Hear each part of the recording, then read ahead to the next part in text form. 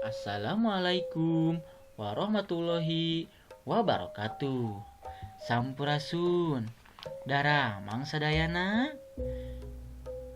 Mugia dina danget ieu urang sadayana dipaparin karahmatan ku Allah Subhanahu wa taala. Amin.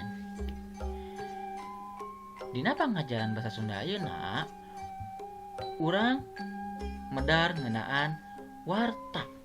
Nah, mangsa kiwari warta ti hiji jalma ka jalma sejen, ti hiji wewengkon ka wewengkon lianha atawa ti hiji nagara ka nagara sejenna gancang pisan nyebarna.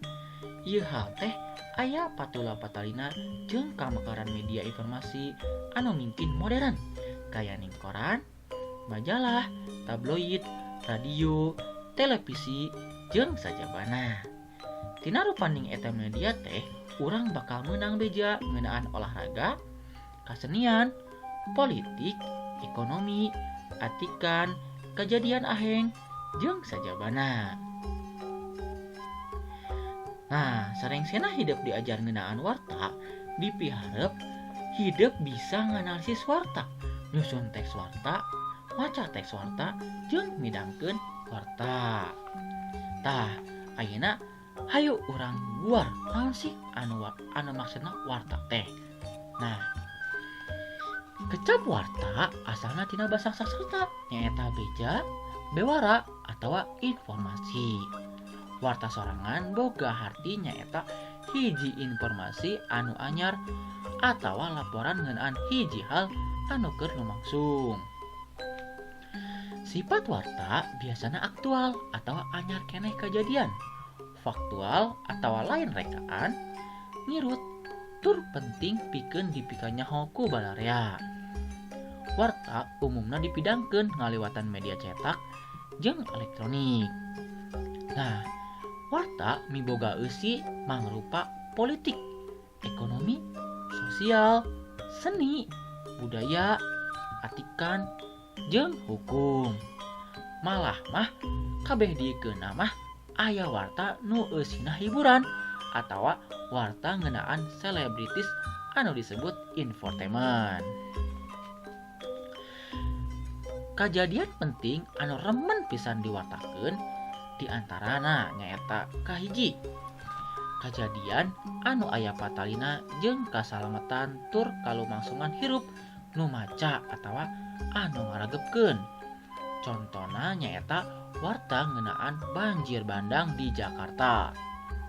Nah, anu kadua, kajadian nu aya patalina jeung parobahan nu mangaruhan kahirupan nu maca atawa ngaragebkeun. Contona nyaeta warta ngeunaan naik turuna BBM. Nah, tilu, kajadian ngeunaan cara tips anyar anu praktis.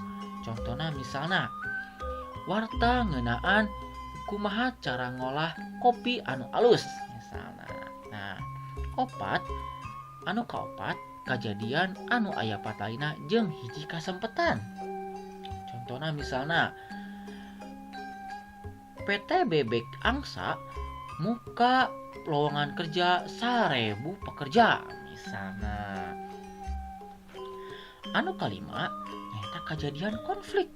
Nah, misalna contona warta ngeunaan Palestina jeung Israel masih keneh perang dugi ka ayeuna misalna. Tah, anu kagenep nyaeta kajadian tragedis. Biasana kejadian tragedis mah aya patula patalina sareng kahirupan manusia anu pikasediheun biasana. Anu katujuh nyaeta kajadian aheng.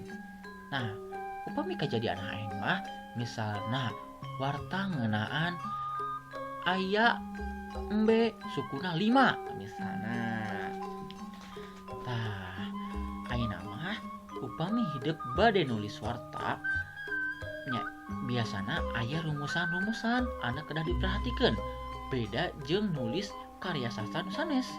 Nah, dina nulis warta mah aya rumusan nu kudu diperhatikeun ku anu rek nulis. Rumusanana sok disingket nyaeta 5W hiji H. Naon anu dimaksud 5W hiji H teh? Nah, anu dimaksud 5 hiji H teh nyaeta kahiji what. Naon maksudna naon kagiatan, acara, kejadian anu dicaritakeun dina eta warta. Anu kadua who saha maksudna saha wae tokoh atawa anu ilubiung anu dicaritakeun dina eta warta.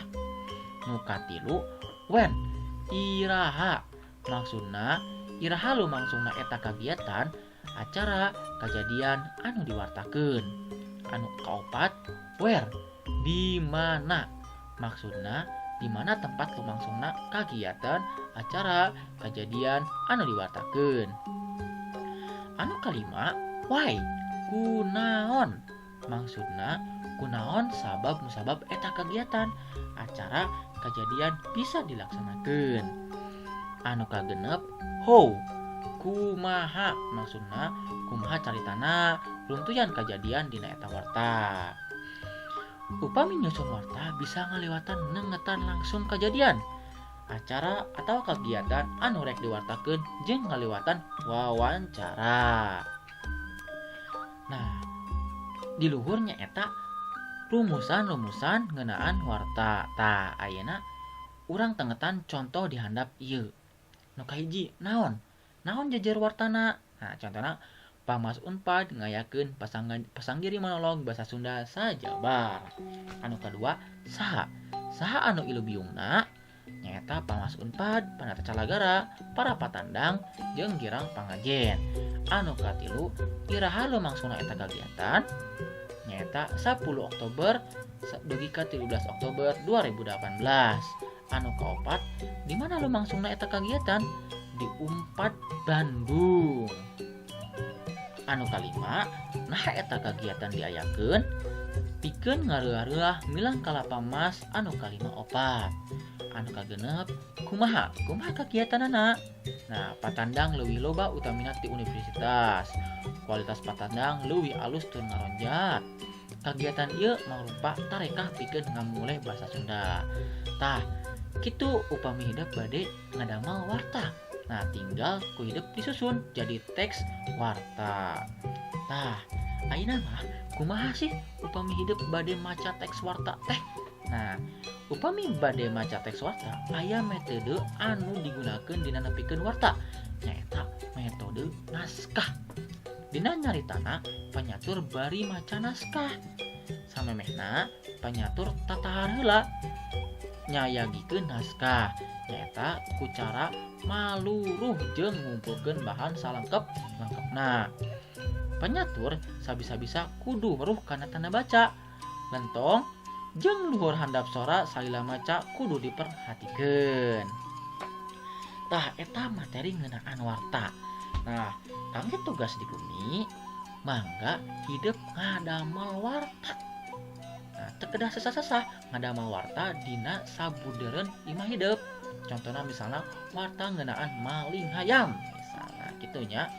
Nah, tulis dina kertas HPS jeung kempelkeun ka sakola. Sakitu we ti Bapak. Hatur nuhun. Wassalamualaikum warahmatullahi wabarakatuh. Sampurasun.